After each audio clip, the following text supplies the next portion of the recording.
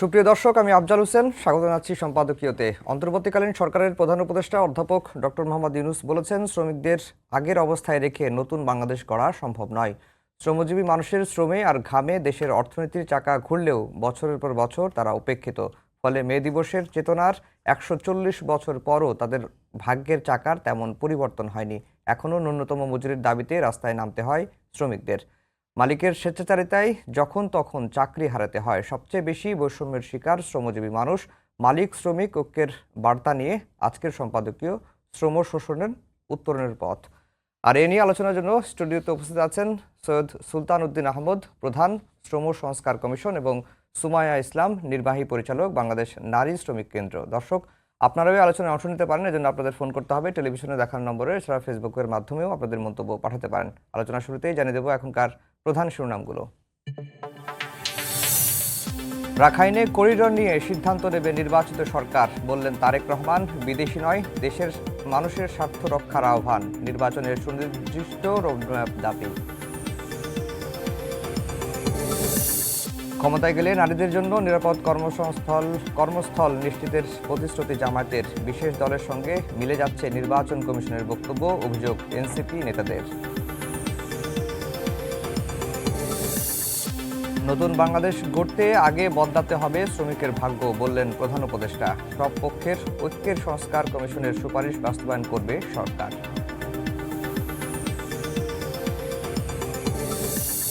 পুলিশকে দণ্ডবান্ধব করতে রাজনৈতিক প্রভাবমুক্ত রাখার পরামর্শ বিশিষ্টজনদের। মামলা বাণিজ্য বন্ধের তাগিদ, শক্তি নয় নৈতিকতাকে প্রাধান্য দেওয়ার প্রতিশ্রুতি আইজিপির।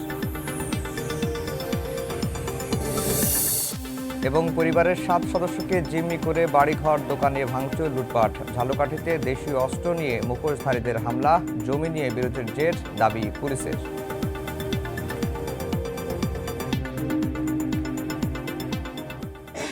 দর্শক, শিরোনাম শুনছিলেন। আমরা আজকের আলোচনার বিষয় দিয়েছি শ্রম শোষণ উত্তরণের পথ। সুলতান উদ্দিন আহমেদ ভাই, আপনাকে দিয়েই আলোচনাটা শুরু করব। আপনি শ্রম সংস্কার কমিশনের প্রধানের দায়িত্ব পালন করেছেন। আপনারা 25টি ক্ষেত্রে 450 পৃষ্ঠার একটি রিপোর্ট সুপারিশ সহ জমা দিয়েছেন। আজকে প্রধান উপদেষ্টা যেটি বলেছেন যে শ্রমিকদের আগের অবস্থায় রেখে নতুন বাংলাদেশ গড়া সম্ভব নয়। এখন শ্রমিকদের অবস্থার পরিবর্তন হবে কিভাবে, আর শ্রম শোষণ থেকে উত্তরণের পথটা কি? অনেক ধন্যবাদ সময় টিভিকে আমাদেরকে এই মে দিবসের এই মহান দিবসে দর্শকদের সামনে কিছু বলার জন্য, আমন্ত্রণ জানাবার জন্য। এবং সময় টিভির মাধ্যমে আমি সবাইকে মে দিবসের শুভেচ্ছা জানাচ্ছি। স্মরণ করছি যে মে দিবস 139 বছর আগে এই মে দিবসের আন্দোলন থেকে শুরু করে আজ পর্যন্ত যারা এই চেতনাকে সামনে নিয়ে যাওয়ার জন্য, বাস্তবায়নের জন্য জীবন দিয়েছে তাদেরকে। যেটি আজকে শিরোনাম সেটি কিন্তু মে দিবসের কথা, যে শ্রম শোষণের অবসান কিভাবে হবে, শ্রমিকের মৌলিক অধিকার মর্যাদা কিভাবে রক্ষা পাবে। এটার জন্যই মে দিবস শুরু হয়েছে এবং এজন্যই দেশে দেশে যুগে যুগে শ্রমজীবী মানুষ আপনার সংগ্রাম করতেছে। এখন এটা হওয়ার জন্য অনেকগুলো শর্ত বিদ্যমান। একটা প্রধান হচ্ছে ব্যবস্থা এবং কাঠামোটা, যে কিভাবে সাজানো হচ্ছে তার উপরে নির্ভর করে। এখন যদি খুব গোড়ায় যান তাহলে বলবো যে এই যে পুঁজি কেন্দ্রিক যে আপনার অর্থনৈতিক ব্যবস্থা, এক্ষেত্রে শ্রম শোষণের অবসান করা সম্ভব না, মানে ওই অর্থে যদি বলি। কিন্তু এটাকে সহনীয় পর্যায়ে নিয়ে আসা যায় এবং একে একটি ভারসাম্যমূলক অবস্থা আনা যায়, যাতে করে সবাই যার যার ন্যায্য হিস্সাটা পাবে।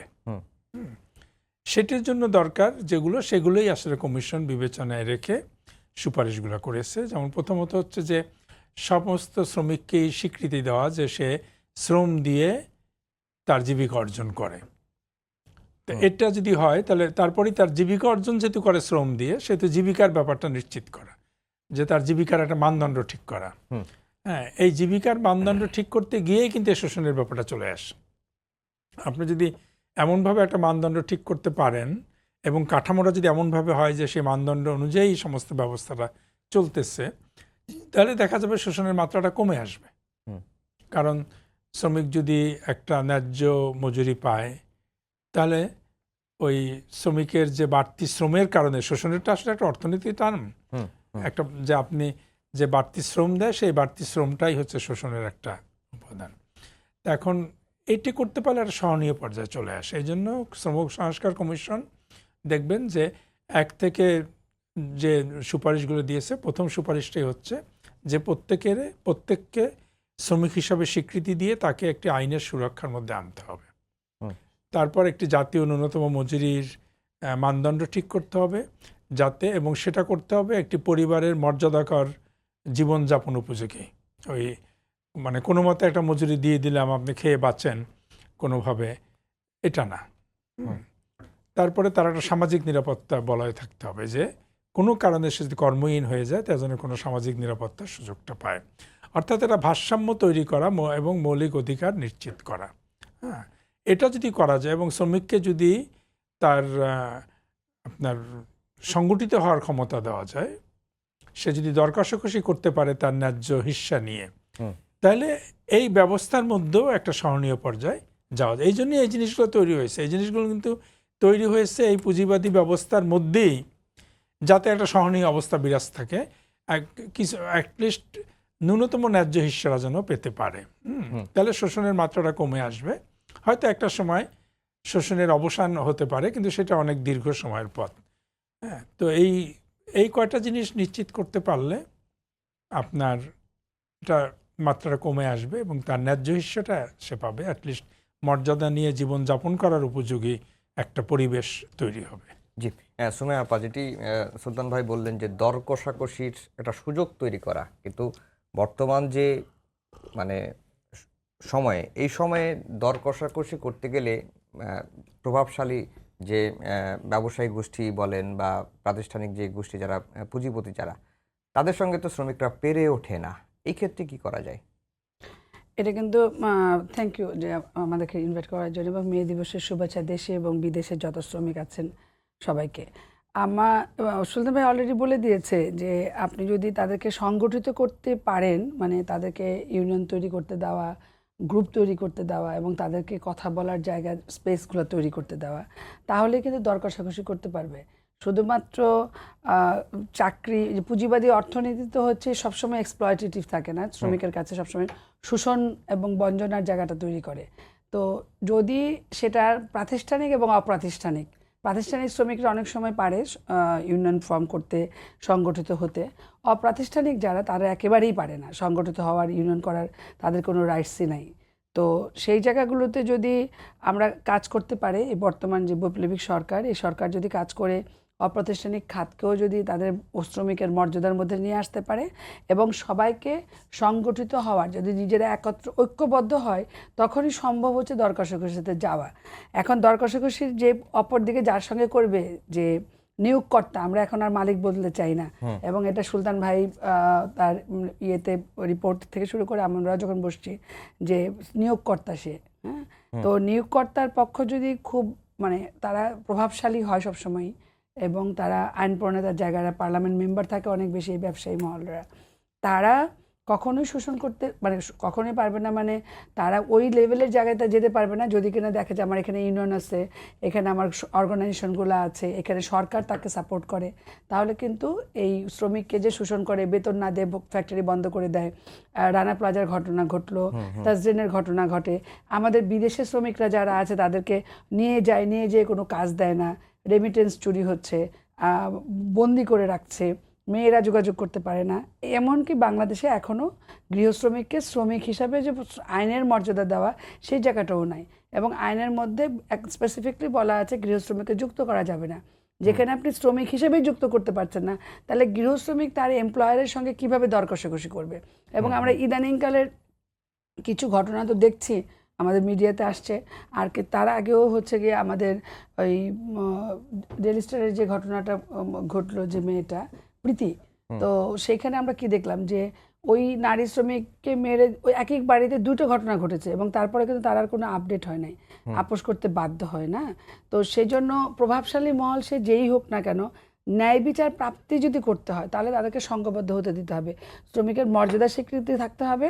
আর যেটা গোটা জিনিসটা যেটা যে রাষ্ট্র, যেটা কিনা আজকে মাননীয় প্রধান উপদেষ্টা বলেছেন যে শ্রমিকের আগে হচ্ছে দিবস উদযাপন করেছি, আর এখন হচ্ছে গিয়ে আমরা বলছি যে শোষণ বন্ধ করে সমতার জায়গাটা, প্রতিষ্ঠার জায়গাটা করতে হবে।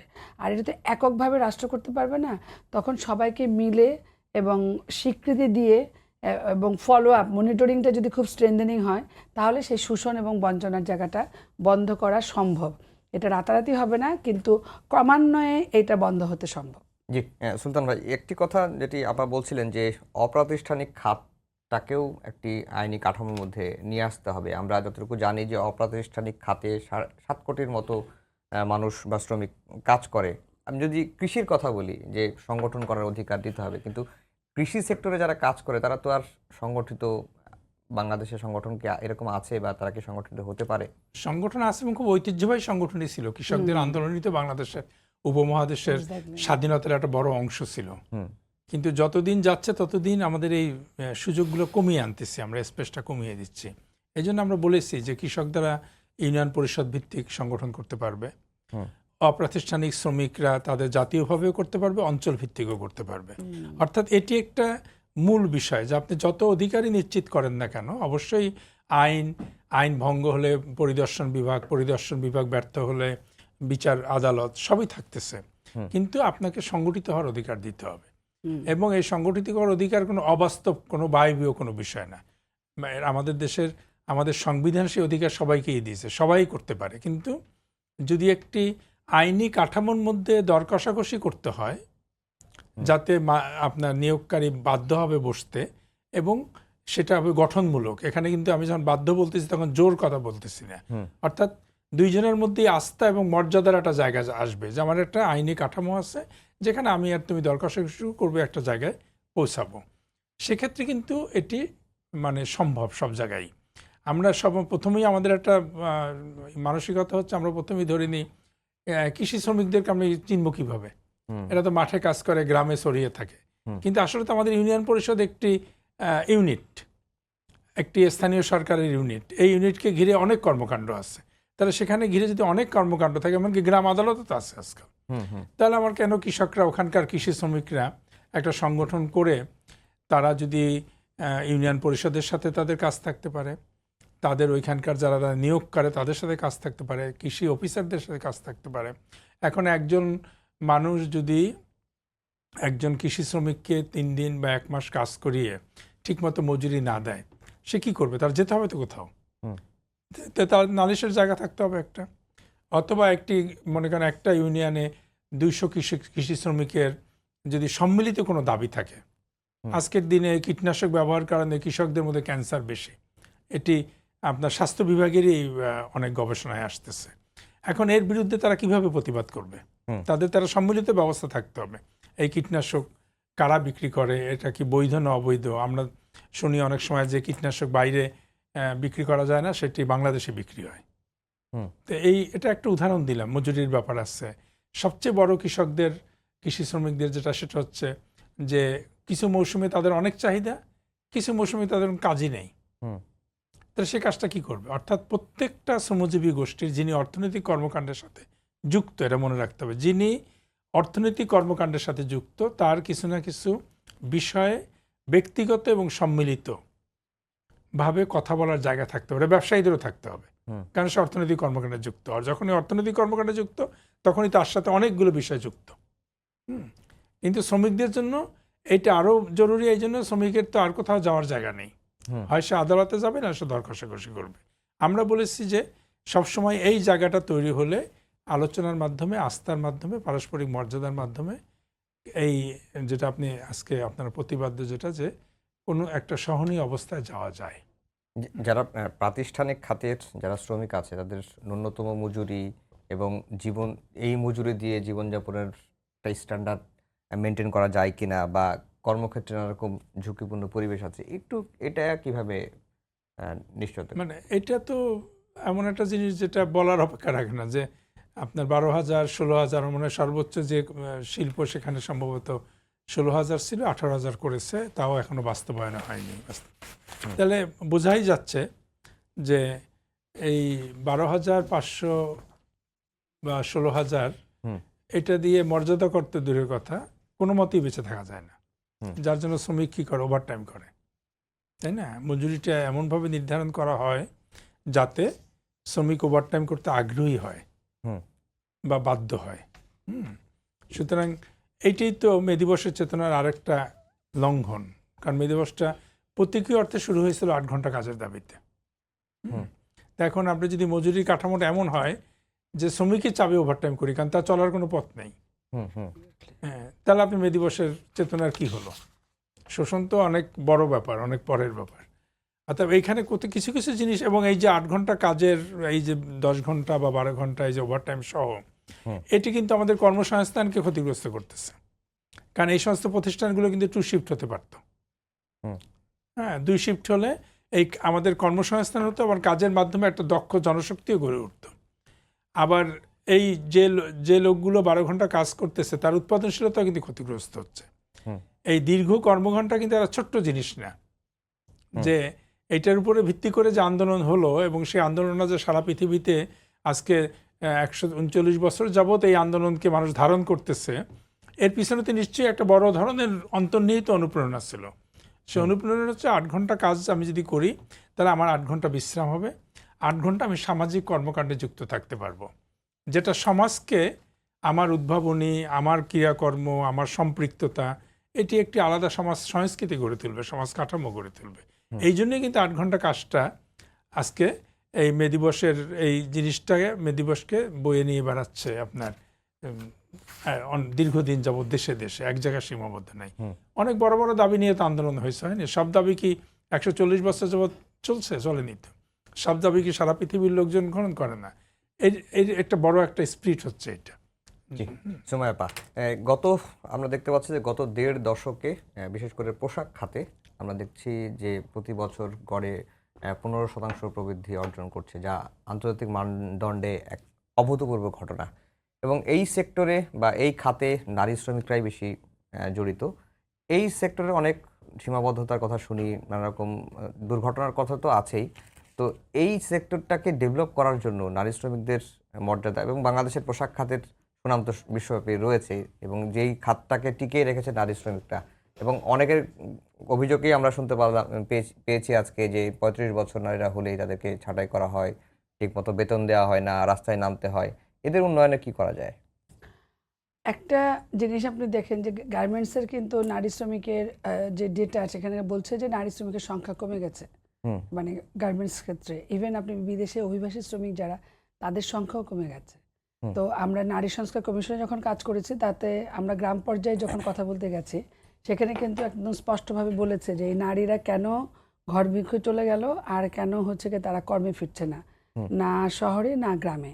তার পিছনের মানে একটা হচ্ছে যে ওই যে নারীদেরকে বেতন দেওয়া হচ্ছে না, বয়স হলে ছাঁটাই হয়ে যাচ্ছে, এবং তার যে সাপোর্ট করা দরকার, যেটা কিনা আপনি যে লিভিং ওয়েজ যদি আমরা বলি, সে 12,000 টাকা যদি পায়, 12,000 টাকা দিয়ে আর শহরে থাকার জন্য এখন তো দেখতেছে ইনফ্লেশন হতে হতে অর্থনৈতিক পর্যায়ে কোথায় চলে এসে দাঁড়াইছে। সেখানে বাড়ি ভাড়া দিয়ে সন্তানের ভরণ পোষণ লেখাপড়া করে তার জীবন মান করা সম্ভব হয় না, সো সে ব্যাক করতেছে। এরপর হচ্ছে গিয়ে যে আমাদের নারীদেরকে কর্মসংস্থানে রাখার জন্য ডেকে একটা খুব জরুরি দরকার, সেটার সাপোর্ট আমরা করতে পারছি না। আবার পাশাপাশি হচ্ছে গিয়ে নারী ইউনিয়ন যেগুলো তৈরি হবে, এবং ইউনিয়ন করে যে দর কষাকষি করে তার বৈষম্যের যে জায়গাগুলোকে বা তার শোষণের জায়গাগুলো যে সে প্রতিকার করবে, সব জায়গাতে সেটা করতে দেয় না। এবং বিশেষ করে মানে করোনার পরবর্তীকালে সুলতান ভাই এটা আরও ভালো বলতে পারবে, সেটা হলো যে অনেক বড় বড় ফ্যাক্টরিগুলো বন্ধ হয়ে ছোটো ছোটো ফ্যাক্টরিতে চলে গেছে, এবং ছোটো ছোটো ফ্যাক্টরিগুলোতে ইউনিয়ন করা বা এই যে একত্রিত হওয়ার যে জায়গাগুলো, সেগুলো সব জায়গাতে পারছে না। এবং শ্রম অধিদপ্তর থেকে যে পর্যবেক্ষণ বা পরিবীক্ষণ এবং কমপ্লায়েন্স মেনটেন করতে হবে, বড় অনেকগুলো কোম্পানি তাদের অনেক কিছু এখন বিভিন্ন আন্দোলনের ফলে, যেটা বললেন যে এই 139 বছর ধরে আন্দোলন চলছে, তো তার প্রেক্ষিতে কিছু কিছু জায়গায় পরিবর্তন হয়েছে, কিন্তু সেইগুলাতে ছোট কোম্পানি হয়ে গেছে এই কোভিড পরবর্তীকালে। আর সেই সাথে যে জীবনমানের যে অর্থনৈতিক যে চাপটা বেড়েছে, অনেক বেশি বেড়েছে। আর সেই সঙ্গে নারী শ্রমিকের জন্য যে সাপোর্টটা দরকার, তার ডে কেয়ারটা দরকার, তার স্বাস্থ্য দরকার, তার চিকিৎসা সেবা দরকার, তার বাসস্থানের জন্য সাপোর্ট দরকার। এই জায়গাগুলো দিনকে দিন শ্রিঙ্ক হয়ে গেছে। এইসব কারণে নারীদের কর্মসংস্থানে কর্ম জায়গাতে কমে গেছে। আরেকটা বড় জায়গা যেটা আমরা ফিল্ডে কাজ করতে যেয়ে দেখেছি, এই গার্মেন্টস শ্রমিকরা অনেকে বিদেশেও গিয়েছে, প্রচুর শ্রমিক বিদেশে গিয়েছে, কিন্তু সব জায়গাতে কিন্তু আপনার আউটসোর্সিং কোম্পানি হয়ে গেছে। এবং আউটসোর্সিং কোম্পানি হওয়ার ফলে তার যে পরিমাণ মজুরি, তার যে পরিমাণ পাওয়া দরকার, সেটা কিন্তু ওই আউটসোর্সিং কোম্পানির মাধ্যমে লেনদেন হয়ে যাচ্ছে। সে কিন্তু শ্রমিক বৈষম্যের শিকার হচ্ছে এবং আলটিমেট বেনিফিটেড ওই কোম্পানি হয়ে আসে টাকাটা, সে এখানে পাচ্ছে না। আর পিস বেসিসে গেছে। আগে যেমন মাসিক বেতন ছিল, এখন কিন্তু প্রত্যেকটা যে কটা পিস কাপড় করে দিতে পারবে সে সেটুকু করতে পারে, এর বেশি তার বেতন বা তার অসুস্থ হলে পরে সে চিকিৎসা, তার ব্যয়ভার এগুলো হয় না। আরেকটা বড় যে তার সাইকোলজিক্যাল সাপোর্ট, মানসিক স্বাস্থ্যের কথা একেবারেই চিন্তা করা হয় না। একটা শ্রমিক যখন 10 ঘন্টা 12 ঘন্টা ওভারটাইম করলে 15 ঘন্টা 18 ঘন্টা পরিশ্রম করে, তারপরে কিন্তু তার কোনো মানসিক স্বাস্থ্য বা শারীরিক স্বাস্থ্য এই বিষয়গুলোকে গুরুত্ব দেওয়া হয় না। আমরা জর্ডানে যে সমস্ত শ্রমিকরা যায় তাদের সাথে আমরা ক্লোজলি কাজ করেছি। আর ছোট ছোট গার্মেন্টস নিয়ে যেগুলো বাসা বাড়িতে কাজ করে সেই জায়গাগুলোতে আমরা করতে চাই, এই জায়গাগুলো দেখেছি। জি, সুলতান ভাই, আরেকটি বিষয়ে আসি যে আজকে বিএনপির মহাসচিব একটি কথা বলেছেন যে শ্রমিকদের জন্য কোনো সরকারই আসলে কাজ করেনি। আবার জামায়াতের আমির যেটি বলছেন যে শ্রমিকদের গায়ের ঘাম আতরের সুবাস ছড়ায় বা তাদের কাছে এটা মনে হয় যে এই শ্রমিকদের জন্য কোনো সরকার কাজ করেনি। মানে শ্রমিকদের নিয়ে রাজনৈতিক দলগুলোর দৃষ্টিভঙ্গিটা কি আসলে? এটা পরিবর্তিত হয়েছে বিভিন্ন সময়। রাজনৈতিক দলগুলোর যে আপনার সিদ্ধান্ত প্রণয়ন প্রক্রিয়া, সেটার পরিবর্তনের সাথে সাথে এগুলো পরিবর্তিত হয়েছে। প্রথম কথা হচ্ছে, প্রথমেই ধরে আপনার মনে রাখা দরকার যে 2-3টে ক্ষেত্রে আমরা কমিশন এবং ব্যক্তিগতভাবে আমি বলতে আমি একা না, আমরা যারা আছি তারা কিন্তু মনে করি যে এই যে একটা অধিকার ভিত্তিক সমাজ হওয়া দরকার, সহানুভূতি ভিত্তিক সমাজ না। ঠিক আছে? আপনার আমি যখন ফুল কিনতেছি আমার এক প্রিয়জনকে দেওয়ার জন্য, তখন ওই গাড়ির জানলা দিয়ে আমি হয়তো ওই মেয়েটার কাছ থেকে ফুল কিনতেছি, 2 টাকা বেশি দিচ্ছে ওকে, সহানুভূতি দেখিয়ে। কিন্তু এটা কোনো সুস্থ সমাজ না। যে সমাজের রুচি হয়েছে প্রিয়জনকে ফুল দেওয়ার, সেই সমাজ ফুল দেখতেছে একটা শিশু ফুল বিক্রি করতেছে, তার প্রতি হয়তো সহানুভূতি দেখাচ্ছে, কিন্তু আমি মনে করি এটার ক্ষুব্ধ হওয়া দরকার তার, যে এই শিশুর ফুল বিক্রি বন্ধ হয়ে তাকে স্কুলে যেতে হবে, যেন আমারও দায়িত্ব আছে কিছু করার। তো এটা খুব ভালো যে বাংলাদেশের বড় 2টো রাজনৈতিক দলের সাধারণ সম্পাদক এই দিবসকে কেন্দ্র করে, আজকে তো মাননীয় প্রধান উপদেষ্টা বলেছেন, 2টো বড় রাজনৈতিক দল বলেছেন, অন্যান্য রাজনৈতিক দল বলেছেন, দিবস কেন্দ্রিক হলেও আমি এটা খুব ইতিবাচক মনে করি যে অ্যাটলিস্ট একটা দিবসে তো সবাই মনে করতেছে, স্বীকার করতেছে।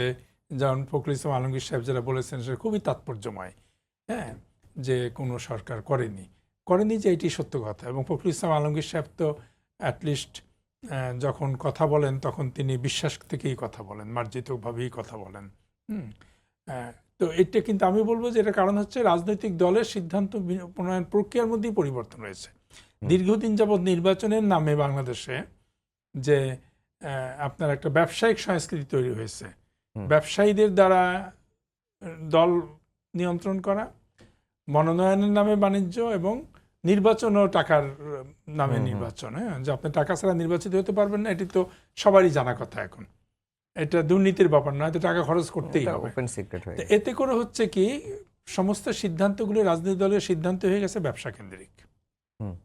ওই কারণেই ওই সরকার তারা শ্রমিকদের ব্যাপারটা ভাবতে পারে না। কারণ যখনই মজুরি নির্ধারণের ব্যাপার আসে, আমরা দেখেছি গার্মেন্টস শিল্পে, তখনই দেখা যাচ্ছে যেটা শেষ পর্যন্ত গিয়ে রাজনৈতিক সিদ্ধান্ত। মজুরি বোর্ডে কথাবার্তা অনেক কিছুই হয়, কিন্তু শেষ পর্যন্ত হয় রাজনৈতিক সিদ্ধান্ত।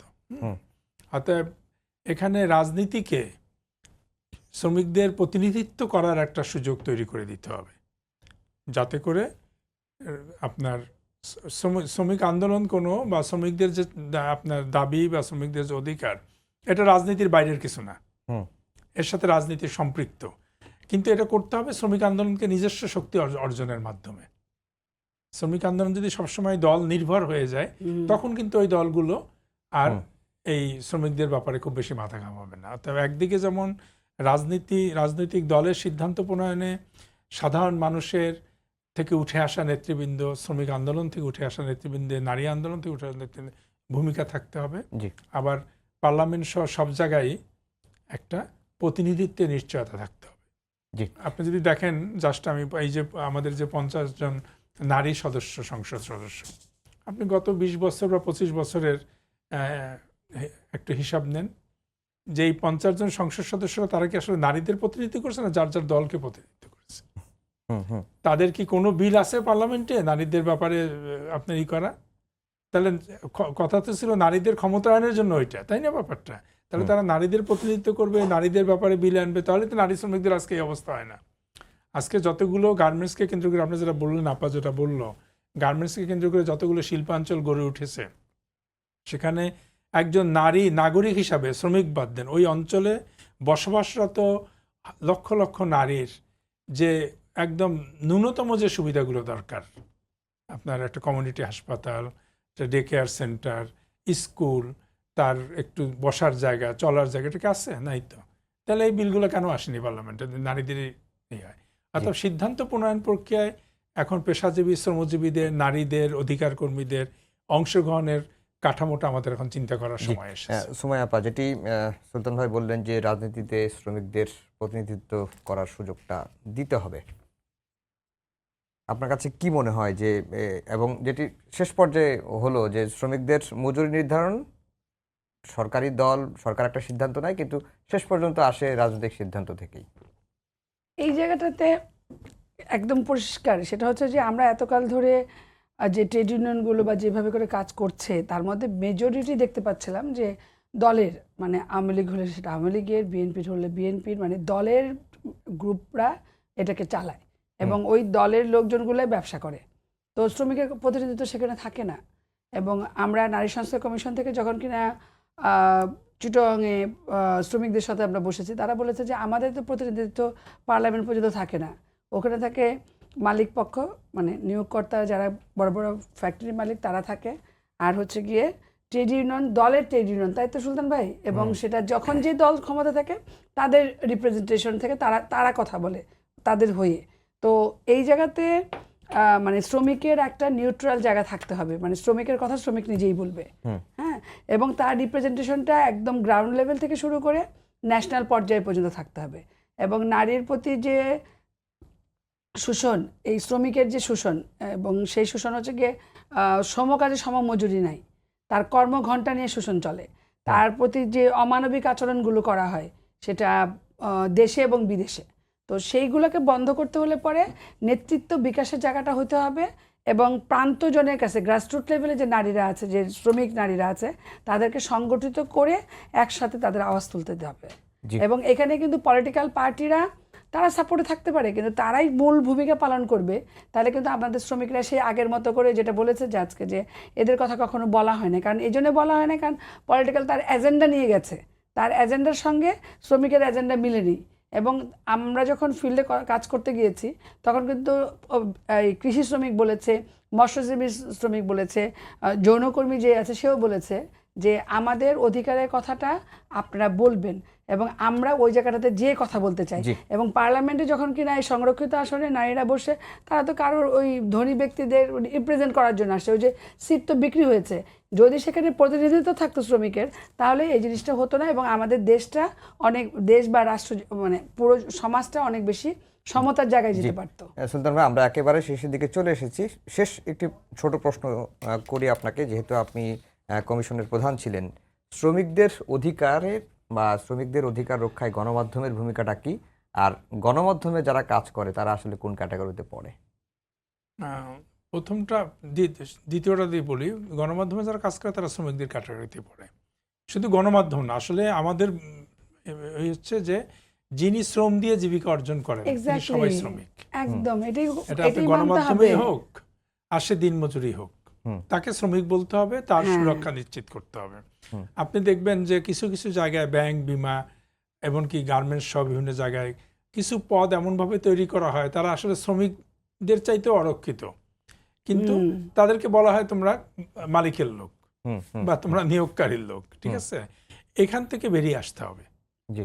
যিনি জীবিকা অর্জন করে তিনি শ্রমিক। আমি যেটা বলেছি একবার যে অর্থনীতির সাথে আপনি যখন যুক্ত থাকবেন তখন আপনার বিভিন্ন পক্ষ বিপক্ষ থাকবে, আর জীবিকা অর্জন থাকবেই। অর্থাৎ সেক্ষেত্রে গণমাধ্যম কর্মীরা শ্রমিক, এবং শ্রমিক হিসাবে তারা শ্রম আইনের অংশ। তাদেরকে সব ধরনের সুরক্ষা দেওয়ার দায়িত্ব কিন্তু শ্রম আইন মানে শ্রমিক যে কর্তৃপক্ষ আছে দেখা। এইখানেই হচ্ছে সমস্যা যে আমাদের যারা পরিদর্শন বিভাগ আছে তারা মনে করে যে আমি টিভি সেন্টারে গিয়ে আর কি ইন্সপেকশন করব, বা আমি পত্রিকায় কি ইন্সপেকশন করব। ঠিক আছে, একসময় আমাদের একজন আমার মনে আছে যখন শ্রমিক কল্যাণ ফাউন্ডেশন প্রথম হয় তখন আমাদের শ্রম মন্ত্রণালয় থেকে দুই একটা পত্রিকা জানা শুরু করেছিল যে আপনারা প্রফিট শেয়ারিং দেন কিনা, কেউ দেয় না। ঠিক আছে, আর সুতরাং এটা একটি বড় চ্যালেঞ্জ। আমরা গণমাধ্যম কর্মীদের সাথে বসেছি এবং আপনারা দেখেছেন যে আমরা আমাদের কমিশনের একটা বড় অংশ গণমাধ্যম কর্মীদের আমরা বলেছি। আমি খুব মানে সততার সাথে বলি, এই জায়গাটা আমাদের জানাও ছিল না, যদিও আমি দীর্ঘদিন শ্রমিকদের নিয়ে কাজ করি। গণমাধ্যম কর্মীরা যে এতখানি আপনার অবহেলিত এবং অরক্ষিত, হ্যাঁ, তাদেরকে যে টেলিফোন করে বলা যায় যে কালকে আসার দরকার নাই তোমার, এটা আমাদের জানা ছিল না। যার জন্য আমরা এটা খুব গুরুত্ব সহকারে নিয়েছি এবং গুরুত্ব সহকারে নেব। কারণ যারা এই সমাজকে জবাবদিহিতার মধ্যে রাখবে তাদের তো জবাবদিহি হতে হবে।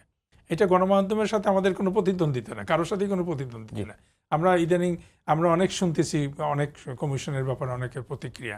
কমিশন সুপারিশ দিয়েছে, এর ভিন্ন মত থাকতে পারে যে কোনো কমিশনের ব্যাপারে, সেটা সংশোধন আপনার পরামর্শও থাকতে পারে। এবং কমিশনের সুপারিশ কোনোটাই পাথরে লেখা হয় না, সবগুলোই কম্পিউটার কম্পোজ করে কাগজে ছাপা হয়েছে। অতএব যদি আমরা মনেই করি যাদের জন্য এই সুপারিশ, তারা সবাই মিলে না এর চাইতে নতুন কিছু হতে পারে, ভালো কিছু হতে, সেটা আলোচনা হতে পারে, অবশ্যই আলোচনা হতে পারে।